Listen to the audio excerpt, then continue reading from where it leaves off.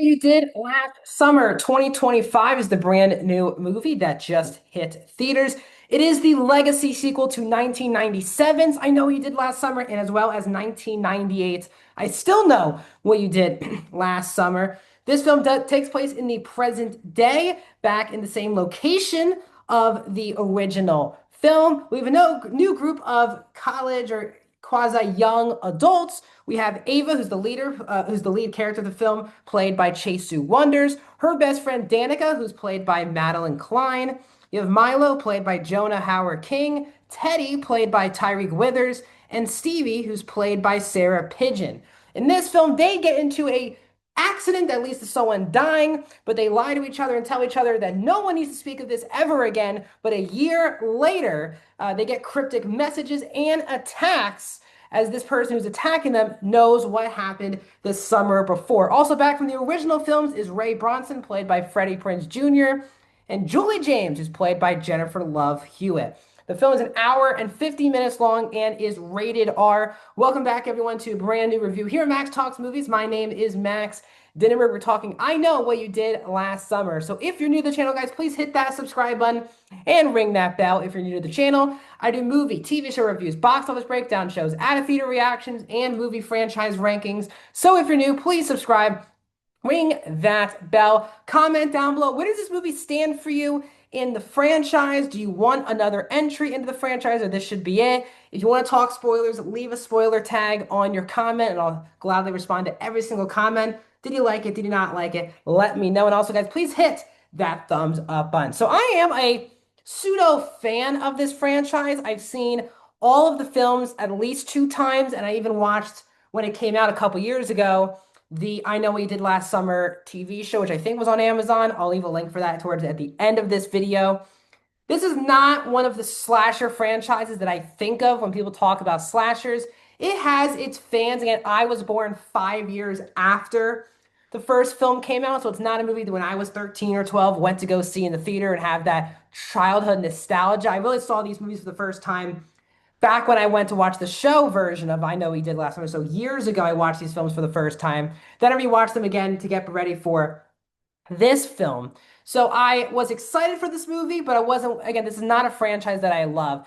I do also say before I start with this review as well, there is a very important mid-credit scene. So do stay put in your seats as there is a very necessary mid-credit scene in this film. Overall, I think the best way to sum this movie up, which I did in my out-of-theater reactions and my instant reaction on Twitter, this is very much a harmless throwback slasher movie. This is not breaking new ground in the slasher genre. This is not trying to be one of the best horror films you've ever seen, not trying to be one of the best slashers you've ever seen. And what I mean by harmless is that there's nothing really like special going on in this movie, but it's a fun hour and 50 in the theater. This, luckily, I think the good news for a lot of people, this fits right in with the original two films. It feels like a perfect blend of a 90s slasher and a 2025 slasher, which is what you want when you're trying to do a legacy sequel of a movie that came out in the late 90s, now doing it in the mid 2020s. I think blending both sides of it works. This movie does it very well. But really saves this movie on a lot of fronts is this ensemble. It's a very strong cast of a mixture of famous young actors as well as unknowns. Chase Sue Wonders, who I've loved since Bodies, Bodies, Bodies, has been someone in the studio. She's done a lot of things I like. She is definitely the lead of this movie, and thankfully she is. She is the strongest performance in the movie. And at times, really one of the only characters you're really rooting for to make it through the film. She at times she can be quite unpredictable, which I think makes for a compelling lead character, that she's just not the stereotypical leading lady in a movie like this. She has some unpredictability.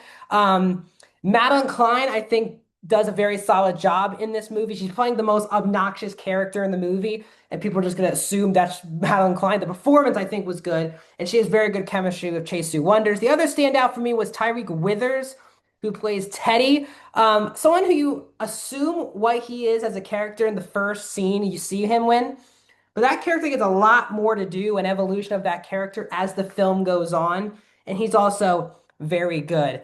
Bringing back Freddie Prinze Jr. and Jennifer Love Hewitt was a very good decision and makes the movie better. And they're not just both cheap cameos. They do fit in and make sense why they're in the movie. I'll say that. And sometimes these legacy sequels just feel like they have these cheap legacy cameos just for the branding purposes of the franchise. But I think making them a bigger part of the plot than I was expecting was a nice surprise. The movie also has solid kills. There's not like a special kill in this movie. I will say the kills do get better as the movie goes on. And while the big decision they make in the third act I saw coming from a mile away, it was something that I respected that they did. Because again, I'm not going to get into spoilers, but it's a risk that was predictable. If you see the movie, you know, I think you'll find out what is going on. But still, even with that predictability, I really respect what the film was trying to do in the third act. So I'll say that. On a negative level, as I said, this is for me, a very stereotypical, cliche-filled slasher film. It's a film that you have seen a billion times. This this movie is, out of all the films and even the show, it is the most center focused on a whodunit. It really is more of a whodunit at times than a true slasher film. It's blending more, but I would say it leans more heavy into the whodunit aspect of who's going after the characters in the film. It was very predictable. Like near the first act of the movie, I thought I knew at least I knew who was involved. I'll just say that. I did find that quite predictable. As I said, the kills themselves weren't special, and for a rated R movie, I thought they would go a little bit more gruesome with some of the kills. But it's a stereotypical cliche, you know, friend group and elements of that. Again, the twists and turns didn't shock me. And I think this movie's biggest problem is it relies so heavily on just walking through hallways with no music, and it's either a poof, it's a fake jump scare, or hey, it's a real jump scare.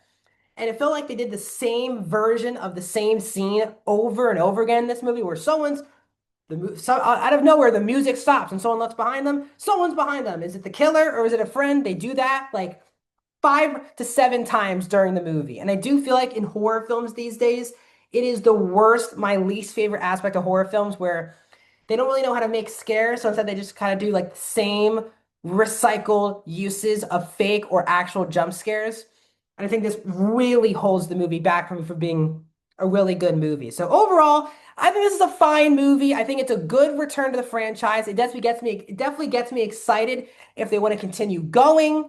I respect what they're trying to do in the third act, and I really like this ensemble, but it is a very stereotypical run-of-the-mill, your usual cliche slasher movie. So overall, I'm going to give 2025, I Know What You Did Last Summer, a 3 out of 5 stars. I am going to go 61% for I Know What You Did Last Summer. What are your thoughts? Let me know down in the comments. Subscribe, ring the bell, comment, and I'll see you guys very soon.